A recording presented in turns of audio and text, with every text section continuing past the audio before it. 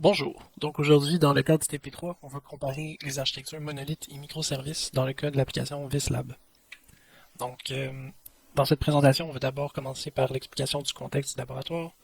On va ensuite vous présenter les expérimentations qu'on va utiliser pour comparer les deux versions de l'application. On va ensuite vous présenter les résultats de ces expérimentations, en discuter, en tirer des conclusions et finalement vous présenter nos références. Donc, l'application VisLab, les deux versions existent grâce au travail d'un étudiant à la maîtrise à l'université Karlsruhe en Allemagne. L'application en tant que telle, elle est assez simple. Elle permet de gérer des produits. On peut créer des catégories, acheter des produits à ces catégories, faire la recherche des produits et ajouter des utilisateurs au système. Donc ici, on a un exemple d'utilisation de l'application. Donc ici, on va utiliser le compte administrateur pour acheter un produit à la liste des produits. Donc on le nomme bike, on lui donne un prix, on l'ajoute à la catégorie sport et une brève description. Donc ça va permettre d'ajouter un produit à la base de données MySQL. On peut maintenant faire l'utilisation de la fonction de recherche, qui permet de filtrer seulement les produits qui commencent par bike. Ensuite on filtre par le prix et on réduit encore plus la liste. Donc des technologies utilisées dans l'application VisLab, c'est Maven, Docker, Docker Compose, Apache Tomcat, MySQL pour la base de données, ainsi que Spring. Si on compare les deux applications, on peut voir que la version monolithique utilise seulement deux containers, c'est-à-dire WebShop, DB Image, et un container pour la logique de l'application. Donc, Legacy WebShop. Microservice utilise beaucoup plus de containers, c'est-à-dire un container pour la base de données aussi, un container pour le principal pour l'application, c'est Legacy WebShop Micro, en plus de containers pour les microservices, dont API Gateway qui permet la communication entre les microservices. Donc, je vais maintenant laisser la parole pour l'expérimentation. Donc maintenant, on va passer à la partie expérimentation. Dans cette partie, on va présenter le déploiement des deux versions de l'application, soit monolithique et microservice. Ensuite, on va présenter l'installation de JMeter ainsi que les différents workloads effectués pour stresser les deux versions de l'application. Finalement, on va présenter la manière dont on a effectué la collecte des résultats. Donc, premièrement, il suffit de cloner le répertoire du projet à travers le lien GitHub. Une fois installé, on peut procéder au répertoire du projet, donc c'est Davislab, et on va effectuer la démarche que le répertoire nous propose. Donc c'est chmod pour le export variables, ensuite on exécute export variables, ensuite c'est chmod pour le run legacy, le script run legacy, .sh, et on va faire sudo ./run legacy, et le projet va build, il va instancier, pour la partie monolithique, il va instancier deux images Docker, puis il va les lancer. Une qui s'occupe du webshop, puis une qui s'occupe de la base de données, pardon, et une qui s'occupe du webshop en question. Donc ça, donc le scope nous retourne le lien.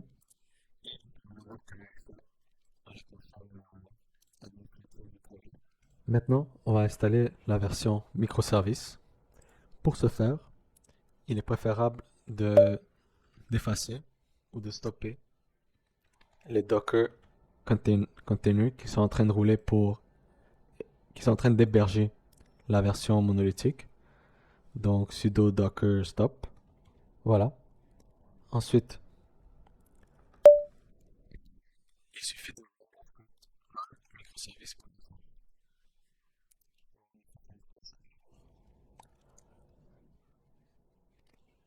Après environ quelques minutes, on peut voir que le script a terminé de s'exécuter. Donc, une fois les deux versions de l'application installées, on peut procéder à l'installation de JMeter. Pour ce faire, il suffit de se diriger sur ce lien-ci et d'installer le dernier release de l'application. Et ici, on peut exécuter l'application ./JMeter. Donc, une fois l'application installée, on peut, on peut établir les workloads de tests à effectuer. Dans notre cas, les tests ont été préconfigurés et sauvegardés et on va jeter un coup d'œil de comment ça a été fait. Donc, pour la version monolithique, ce qui est nécessaire de faire, c'est d'ajouter le path suivant dans le path de la requête HTTP. Il faut spécifier localhost avec le port 8888. Ensuite, dans les paramètres, il faut ajouter de cette manière-ci les paramètres qui sont valides avec la requête. Donc ensuite, on va voir les types de tests à effectuer sur la version microservice de l'application. Donc ici, on a des tests qui ont été préconfigurés, puis on va les explorer plus en détail.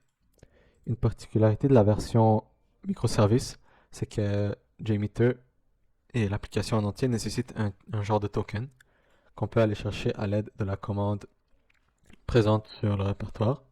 Et elle est censée nous retourner le token. Donc on va aller chercher le token, copier. Et ça, c'est l'ancien token. Il faut, à chaque fois qu'on relance le microservice, il faut aller mettre le nouveau token. Donc voilà. Maintenant, les threads devraient fonctionner. Les threads en question sont assez similaires, à part pour le numéro de port qui est différent pour cette fois-ci. C'est en effet le port du conteneur qui host le Gateway API. Donc ça, à travers ce port qu'on communique, qu'on peut effectuer des requêtes et qu'on communique avec l'application. La première requête est de type add category. Donc slash category va ajouter la catégorie qu'on fournit dans le body data. Toutes ces informations on peut les retrouver dans le README dans cette partie-là de l'application. Maintenant pour une petite démonstration. Ici on voit la fenêtre de Docker Stats qui run, l'architecture microservice, et on va lancer par exemple 1000 threads de la requête add product. On va la lancer puis on va voir que les conteneurs impliqués sont utilisés assez fortement. Finalement, tout ce qui reste à faire, c'est la collecte de données. On peut soit procéder en faisant des captures d'écran de DockerStats, soit utiliser cet outil open source qu'on a trouvé qui s'appelle DockerStats Graph. Pour l'utiliser, il suffit de cloner le répertoire. Ensuite, faire rouler le script qui se situe dans ./scripts generate_data.sh. Tout ce que fait ce script, c'est collecter le data de DockerStats. Donc, on va le lancer. Là, le script est en train de rouler et enregistrer le data de, de nos de DockerStats. Donc, on peut rouler en même temps une requête. Une fois la requête finie, on peut arrêter le script et utiliser un notebook Python pour traiter les données trouvées. Donc, on va lancer toutes les cellules et on peut voir que cela représente l'usage CPU, et ainsi de suite. Donc voilà, c'est tout pour la partie expérimentation. Dans le cadre de ce travail, nous avons dû effectuer plusieurs expérimentations. Nous avons donc prédéfini certains scénarios pour guider les expériences. Le type de tests que nous avons effectués dans l'application sont l'ajout de produits, l'ajout de catégories, la création de comptes utilisateurs, et nous avons aussi trouvé que c'était intéressant de connaître l'impact du lancement de tous ces tests de façon simultanée sur la consommation des ressources de l'application. Pour ce qui en est de la taille des tests, nous avons décidé qu'il serait pertinent d'exécuter chaque type de test pour 1, 250, 1000 et 2000 exemplaires. Nous avons obtenu les résultats en lançant l'application dans un conteneur Docker. Tel que présenté plus tôt, nous avons lancé les tests avec l'application JMeter. Nous avons ensuite récolté les métriques de consommation des ressources de chaque test à l'aide de la commande Docker Stats. Avant de présenter les résultats dans les prochaines diapositives, il est important de préciser que la consommation des ressources pour l'application monolithique provient du conteneur Docker Legacy Shop.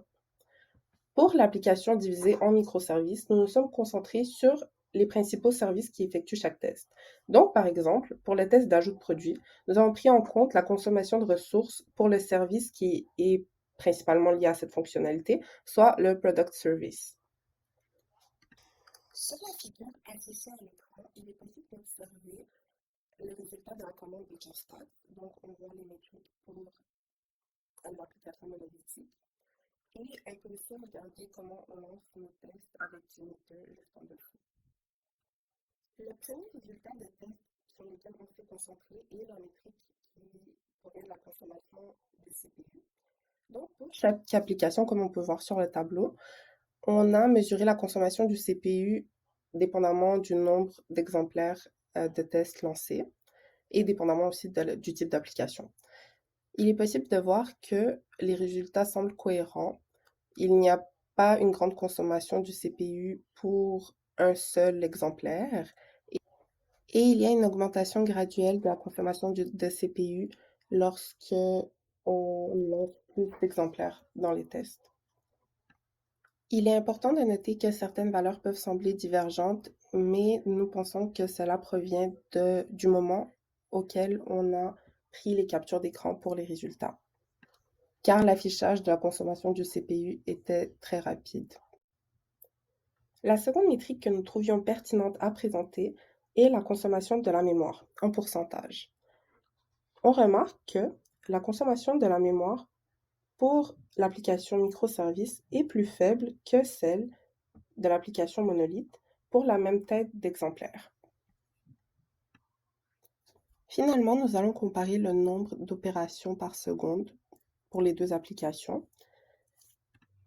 Il est possible de remarquer qu'il y a beaucoup moins d'opérations qui se font en input pour l'ajout du produit que pour la création de comptes utilisateurs, ce qui est normal car on passe beaucoup plus de paramètres au test de création de compte d'un utilisateur qu'au test d'ajout de produit. Dans le tableau, on remarque que le nombre d'opérations en entrée pour les deux applications reste similaire, sauf lorsqu'on a 2000 exemplaires dans un test. Toutefois, le nombre d'opérations en sortie pour l'application microservice est beaucoup plus grand que pour l'application monolithe. Nous allons maintenant comparer les résultats obtenus par les deux applications et expliquer les différences. Tout d'abord, on remarque que l'application monolithique utilise moins de ressources que l'application en microservice. L'application monolithique utilise au maximum 2 gigaoctets de mémoire, contre 8 pour une seule requête dans l'application en microservice. Ceci est expliqué par le fait que l'application microservice nécessite 11 conteneurs différents pour fonctionner, contre 2 pour l'application monolithique. Toutefois, l'application en microservice est en moyenne 2 fois plus rapide que l'application monolithique. Cet effet est beaucoup plus présent lorsqu'on fait des requêtes de types différentes. Par exemple, dans le cas de 1000 requêtes de recherche avec 1000 requêtes d'ajout d'objets, l'application en microservice va être 5 fois plus rapide que l'application monolithique. Ceci est expliqué par le fait que les conteneurs dans l'application qui contiennent les services sont spécialisés pour un type d'opération, tandis que l'application monolithique va faire toutes les requêtes dans le même conteneur. Il y a donc beaucoup moins de parallélisation. En guise de conclusion, le but de ce laboratoire était de comparer la version monolithique et la version microservice du logiciel VisLab. On a vu que la version monolithique requiert moins de ressources pour son déploiement et que son déploiement est plus rapide. Par contre, la version microservice est beaucoup plus économe en termes de mémoire par requête, nécessite moins d'opérations par seconde et est de 2 à 5 fois plus rapide que la version monolithique selon le cas d'utilisation. On peut voir ça par la requête suivante. En fait, c'est 6000 requêtes concurrentes, donc 2000 ajouts d'utilisateurs, 2000 ajouts de produits et 2000 ajouts de catégories.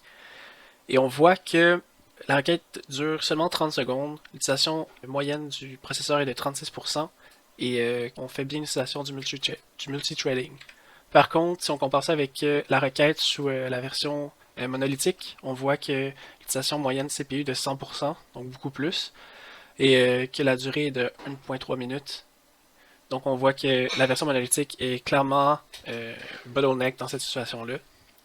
Donc ces deux requêtes-là, sur les deux versions de l'application, permettent bien de mettre en valeur l'intérêt des architectures microservices qui sont beaucoup plus appropriées pour des systèmes à gros volume et à requêtes concurrentes.